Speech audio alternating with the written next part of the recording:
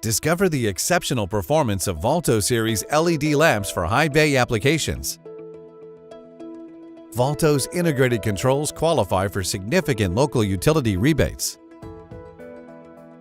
And Valto achieves significant energy savings by dimming or turning off when illumination is not needed.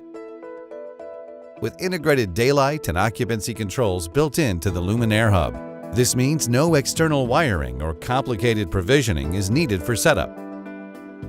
Valto uses radio frequency technology that can detect motion up to 15 meters away. RF is better in high heat environments than traditional PIR technology. The daylight sensor can be set to any ambient light level. When it is reached, the luminaire is disabled. The sensors can be disabled and the luminaire can be remotely dimmed using the infrared remote control. Programming is easy with Valto using Filamento's custom IR remote for any lamp up to 20 meters away. Out of the box, Valto is pre-programmed for energy savings at Scene 1. 3 additional scenes can be selected with predetermined hold times, dimming levels, standby periods, daylight control, and detection range. Refer to our manual for exact settings included in these scenes.